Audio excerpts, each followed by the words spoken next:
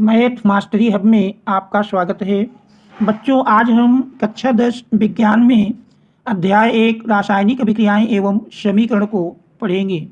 तो यदि चैनल में आप नए हैं, चैनल को सब्सक्राइब कीजिए और वीडियो को लाइक कीजिए तथा मित्रों को शेयर कर दीजिए। अब हम देखते हैं अध्याय 1। सर्वप्रथम रासायनिक अभिक्रिया को पढ़ेंगे। तो रासायनिक अभिक्रिया में हमारे चारों ओर अनेक परिवर्तन घटित होते रहते हैं जो पदार्थ के रासायनिक संगठन व गुणों को परिवर्तित करते हैं। ऐसे परिवर्तनों को अभिक्रिया कहते हैं, जैसे दूध का फटना, जंग का लगना, दहन आदि। तो देखते हैं, जब दूध फटता है तो दही का निर्माण कर लेता है और जिससे देख रहे हैं उसके स्वाद में भी परिवर्तन हो जाता है। तो इस प्रकार से रासायनिक अभिक्रिया को यदि हम और समझें तो रासायनिक अभिक्रिया केमिकल रिएक्शन वह अभिक्रिया जिसमें एक या एक से अधिक पदार्थ मिलकर नए पदार्थ का निर्माण करते हैं, रासायनिक अभिक्रिया कहलाती है। जैसे मैग्नीशियम धातु को वायु में जलाने पर मैग्नीशियम ऑक्साइड का सफ़ेद चूर्ण प्राप्त होता है।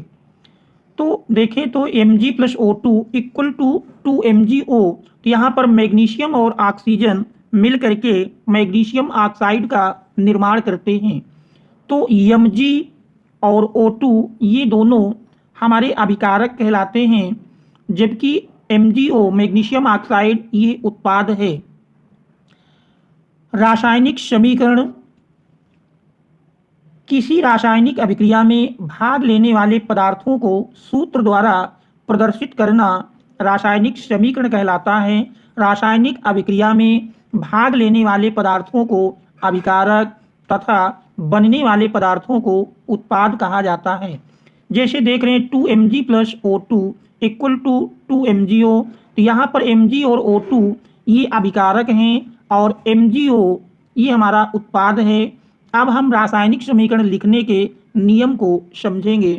रासायनिक समीकरण लिखने के नियम इस प्रकार हैं, जिसका पहला पॉइंट है कि किन्हीं दो अभिकारकों या उत्पादों के बीच सदैव प्लस चिन्ह लगाया जाता है। तो कोई भी दो अभिकारक हो या दो उत्पाद हो तो उनके बीच सदैव प्लस चिन्ह लगाया जाता है। दूसरा है अभिकारकों को बाईं ओर तथा उत्पाद को दाईं ओर लिखा जाता है। अभिकारक तथा उत्पाद के बीच सदैव तीर का निशान लगाया जाता है। चौथा पॉइंट है कि यदि अभिक्रिया उत्क्रमणीय है तो अभिकारक तथा उत्पाद के बीच इस चिन्ह का लगाया जाता है या इस चिन्ह का प्रयोग करते हैं। इसके बाद अब हम जानेंगे संयोजन अभिक्रिया। संयोजन अभिक्रिया में जब दो या दो से अधिक पदार्थ संयोग करके एकल उत्पाद का निर्माण करते हैं तो उस अभिक्रिया को संयोजन अभिक्रिया कहते हैं। जब दो या दो से अधिक पदार्थ संयोग करके एकल उत्पाद का निर्माण करते हैं तो उस अभिक्रिया को संयोजन अभिक्रिया कहते हैं। इस संयोजन अभिक्रिया को ही संकलन या योगात्मक अभिक्रिया भी कहते हैं। जैसे उदाहरण के रूप में देख रहे हैं NH3 ammonia plus HCl hydrogen chloride दोनों मिल करके अमोनियम क्लोराइड NH4Cl का निर्माण करते हैं। तो यहाँ पर NH3 और HCl ये अभिकारक हैं। देख रहे हैं दो अभिकारकों के बीच प्लस का चिन्ह लगाया गया है और NH4Cl ये उत्पाद है। तो अभिकारक और उत्पाद के बीच देख रहे हैं तीर का निशान लगाया गया है और अभिकारकों को तीर के बाईं ओर तथा उत्पाद को तीर के दाईं ओर लिखा जाता है। इसके बाद अगला है अपघटन अभिक्रिया। जब कोई पदार्थ बाहरी प्रभाव के कारण टूट जाता है और दो या दो से अधिक पदार्थों का निर्माण करता है तो वह अभिक्रिया अपघटन अभिक्रिया कहलाती है। जब कोई पदार्थ बाहरी प्रभाव के कारण टूट जाता है और दो या दो से अधिक पदार्थों का निर्माण करता है तो वह अभिक्रिया अपघटन अभिक्रिया कहलाती है। तो देख रहे हैं यहाँ पर यदि बाहरी प्रभाव को हटा लिया जाए तो फिर मूल पदार्थ पुनः प्राप्त नहीं होता है। यह अभिक्रिया प्रकाश, विद्युत या ऊष्मा द्वारा होती है। जैसे उदाहरण के रूप में देखें 2AgCl ये प्रकाश की उपस्थिति में Ag और क्लोरीन में टूट जाता है। तो इस प्रकार से 2AgCl ये प्रकाश की उपस्थिति में 2Ag+Cl2 में टूट जाता है। इसी प्रकार CaCO3 कैल्शियम कार्बोनेट यह ऊष्मा की उपस्थिति में calcium oxide CaO plus carbon dioxide CO2 में टूट जाता है। इसी प्रकार जल का विद्युत अपघटन करने पर हाइड्रोजन और ऑक्सीजन में टूट जाता है। तो ये अभिक्रिया अपघटन अभिक्रिया है। इसके बाद वियोजन अभिक्रिया। वियोजन अभिक्रिया में जब कोई पदार्थ बाहरी प्रभाव के कारण टूट जाता है और दो या दो से अधिक पदार्थों का निर्माण करता है, परंतु बाहरी प्रभाव हटा लेने पर मूल पदार्थ फिर से बन जाता है, तो वह अभिक्रिया वियोजन अभिक्रिया कहलाती है। अपघटन में बाहरी प्रभाव को हटा लेने पर मूल पदार्थ फिर से प्राप्त नहीं होता है, जबकि वियोजन में मूल पदार्थ फिर से बन जाता है। तो ये दोनों में अंतर है। तो ये अभिक्रिया प्रकाश विद्युत या ऊष्मा द्वारा उत्पन्न होती है। जैसे जल आप देख रहे हैं, जल का विद्युत अपघटन करने पर हाइड्रोजन और ऑक्सीजन में टूट जाएगा और कारण हटा लेंगे तो मूल पदार्थ फिर से प्राप्त हो जाएगा। अब हम देखते हैं विस्थापन अभिक्रिया। जब अधिक क्रियाशील तत्व किसी कम क्रियाशील तत्व को उसके यौगिक से विस्थापित करके स्वयं उसका स्थान ले लेता है, तो इस अभिक्रिया को एकल विस्थापन या केवल विस्थापन या प्रतिस्थापन अभिक्रिया का नाम भी दिया जाता है।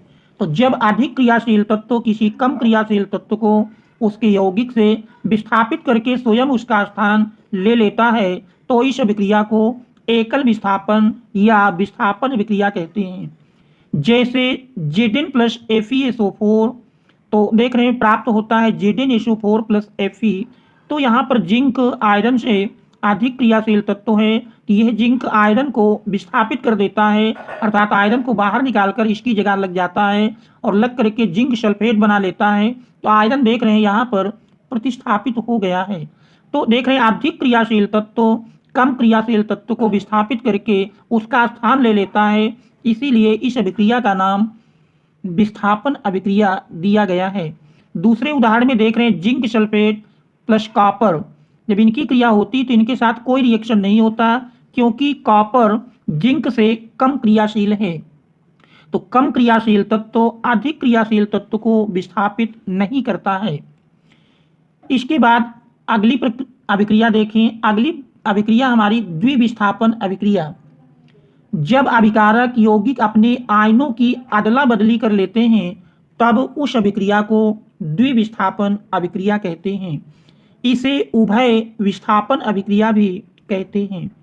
तो देख रहे हैं क्या, जब अभिकारक यौगिक अपने आयनों की अदला बदली कर लेते हैं, तब उस अभिक्रिया को द्विविस्थापन अभिक्रिया कहते हैं और इसे उभय विस्थापन अभिक्रिया भी कहा गया है।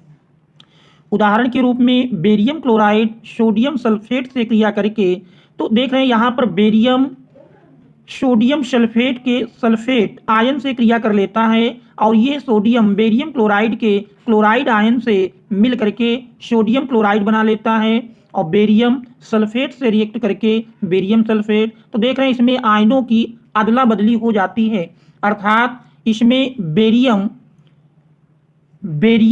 सल्फेट से क्रिया करता है तो यह बेरियम सल्फेट से रिएक्ट करता है और ये सोडियम क्लोरीन से। तो देख रहे हैं यहाँ पर आयनों की अदला बदली हो जाती है और ये बेरियम और सल्फेट मिलकर के बेरियम सल्फेट बनाते हैं और सोडियम और क्लोरीन मिलकर के सोडियम क्लोराइड का निर्माण कर लेते हैं। इसी प्रकार अगर इस दूसरे उदाहरण में देखें, सिल्वर नाइट्रेट सोडियम क्लोराइड से क्रिया करके, यहाँ पर सिल्वर नाइट्रेट, तो ये हमारा सोडियम क्लोराइड से रिएक्ट करके देख रहे हैं यहाँ पर सिल्वर इस सोडियम को विस्थापित करता है, यानी इस सिल्वर नाइट्रेट से सोडियम नाइट्रेट के साथ क्रिया करके सोडियम नाइट्रेट बना लेता है।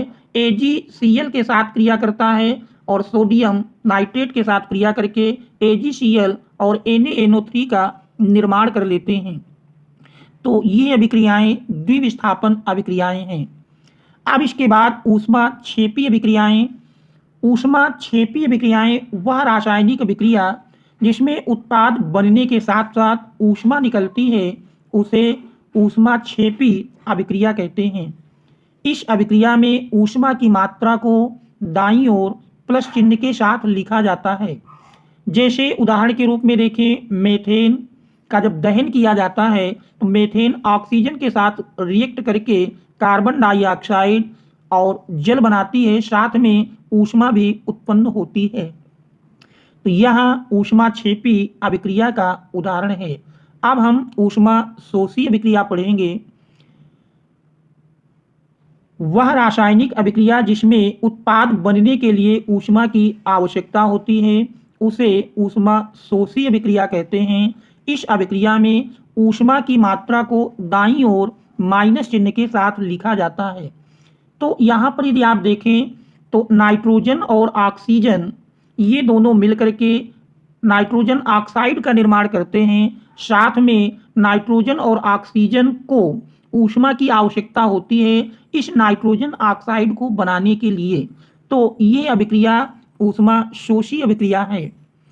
इसके बाद ऑक्सीकरण अभिक्रिया, वह अभिक्रिया जिसमें किसी परमाणु अणु या आयन से इलेक्ट्रॉन निकलते हैं, उसे ऑक्सीकरण या उपचयन अभिक्रिया कहते हैं।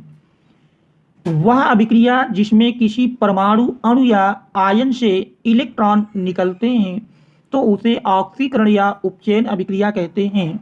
इस अभिक्रिया में किसी पदार्थ से ऑक्सीजन का योग या हाइड्रोजन का वियोग या ह्रास कह सकते हैं होता है। अर्थात ऑक्सीकरण अभिक्रिया में ऑक्सीजन जुड़ती है या हाइड्रोजन हटती है, हाइड्रोजन में कमी आती है, या कह सकते हैं इलेक्ट्रॉन निकलते हैं। जैसे उदाहरण, कार्बन प्लस ऑक्सीजन मिल करके कार्बन डाइऑक्साइड का निर्माण करते हैं। तो यहाँ पर देख रहे हैं कार्बन के साथ ऑक्सीजन जुड़ करके कार्बन डाइऑक्साइड बना रही है। तो यहाँ पर ऑक्सीजन जुड़ रही है। या दूसरा इलेक्ट्रॉन के रूप में देखें तो यहाँ पर कार्बन में हमारा शून्य आवेश है और इधर कार्बन डाइऑक्साइड में देखें तो +2 का आवेश है।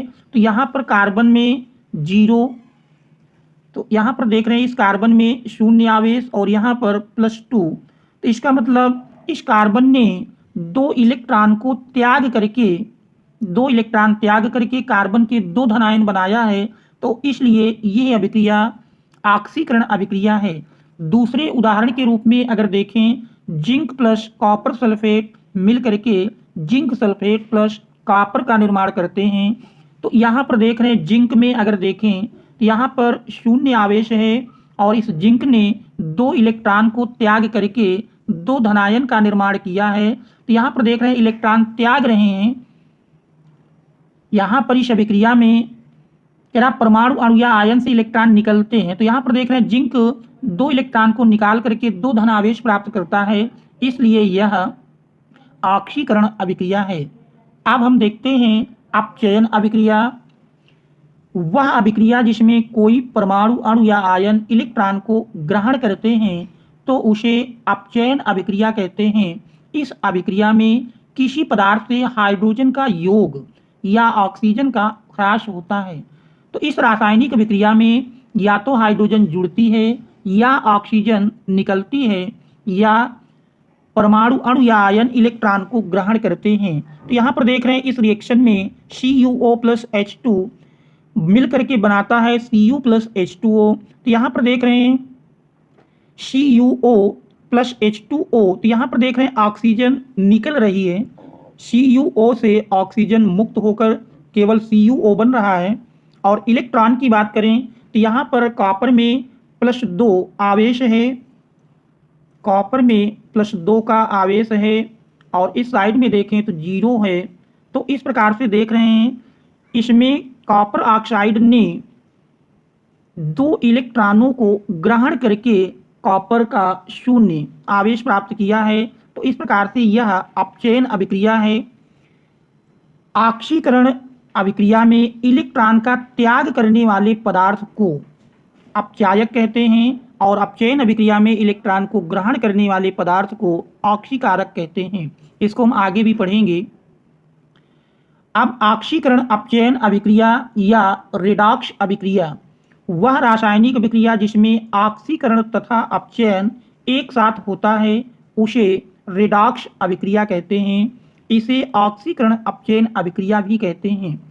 जैसे उदाहरण के रूप में देख रहे हैं, जिंक प्लस कॉपर सल्फेट मिलकर के जिंक सल्फेट प्लस कॉपर का निर्माण करता है। तो यहाँ पर देख रहे हैं जिंक इलेक्ट्रॉन को त्याग करके तो यहाँ पर चूंकि देख रहे हैं जिंक में 0 आवेश और यहाँ पर +2 आवेश है, इसने 2 इलेक्ट्रॉन त्याग करके जिंक सल्फेट का निर्माण किया है। तो यहाँ पर देख रहे हैं जिंक यहाँ 0 और यहाँ +2 का आवेश है, तो ये हमारा क्योंकि इलेक्ट्रॉन को त्याग रहा है तो ये ऑक्सीकरण की क्रिया इसमें हो रही है। और दूसरा कॉपर सल्फेट में अगर देखें तो यहाँ पर कॉपर में -2 का आवेश है और यहाँ पर कॉपर में 0 है। तो इस प्रकार से देख रहे हैं तो कॉपर यहाँ +2 धनावेश था और यहाँ 0 हो गया, तो इसका मतलब कॉपर ने 2 इलेक्ट्रॉन को ग्रहण करके यहाँ +2 और यहाँ 0, कॉपर ने 2 इलेक्ट्रॉन ग्रहण किया तो यहाँ पर इस कॉपर का अपचयन हो रहा है। इसके बाद अगर हम आगे देखें ऑक्सीकारक, किसी रासायनिक अभिक्रिया में जिस पदार्थ का अपचयन होता है उसे ऑक्सीकारक कहते हैं, अर्थात वह पदार्थ जो अभिक्रिया में इलेक्ट्रॉन ग्रहण करता है ऑक्सीकारक कहलाता है। किसी रासायनिक अभिक्रिया में जिस पदार्थ का अपचयन होता है उसे ऑक्सीकारक कहते हैं, अर्थात वह पदार्थ जो अभिक्रिया में इलेक्ट्रॉन ग्रहण करता है ऑक्सीकारक कहलाता है। तो यहाँ पर देख रहे हैं इस उदाहरण में कॉपर इलेक्ट्रॉन को ग्रहण करता है, तो यहाँ पर जो कॉपर दिया है ये इलेक्ट्रॉन को ग्रहण करके यौगिक का निर्माण करता है, इसलिए कॉपर यहाँ ऑक्सीकारक का कार्य करता है। अब हम अपचायक देखेंगे। अपचायक में किसी रासायनिक अभिक्रिया में जिस पदार्थ का ऑक्सीकरण होता है उसे अपचायक कहते हैं, अर्थात वह पदार्थ जो अभिक्रिया में इलेक्ट्रॉन त्याग करता है अपचायक कहलाता है। तो इस उदाहरण में आप देख रहे हैं जिंक, इस उदाहरण में जो जिंक दिया है, जिंक 2 इलेक्ट्रॉन को त्याग करके जिंक का +2 धन आवेश बनाता है, 0 और +2। तो इस प्रकार से देख रहे हैं जिंक 2 इलेक्ट्रॉन को त्याग करके +2 धन आवेश बनाता है, इसलिए यहाँ पर जिंक अपचायक का कार्य करता है। इसके बाद हम देखेंगे संक्षारण। संक्षारण में जब धातुओं को वायुमंडल के संपर्क में रखा जाता है तो वायुमंडल में उपस्थित गैसों, नमी की उपस्थिति से धातु धीरे धीरे नष्ट होने लगती हैं। इस प्रक्रिया को संक्षारण कहते हैं। जैसे लोहे पर जंग लगना, चांदी के ऊपर काली परत चढ़ना व तांबे के ऊपर हरी परत चढ़ना, ये सभी संक्षारण के उदाहरण हैं। अब हम देखेंगे विकृत गंधिता। विकृत गंधिता में वसा तथा तेल से बने खाद्य पदार्थों में ऑक्सीकरण की क्रिया के कारण अरुचिकर गंध और स्वाद का उत्पन्न होना विकृत गंधिता कहलाता है। वसा तथा तेल से बने खाद्य पदार्थों में ऑक्सीकरण की क्रिया के कारण अरुचिकर गंध और स्वाद का उत्पन्न होना विकृत गंधिता कहलाता है। तो इस प्रकार से बच्चों ये अध्याय 1 रासायनिक अभिक्रियाएं एवं समीकरण का एक पूरा सारांश है। Thanks all of you for watching.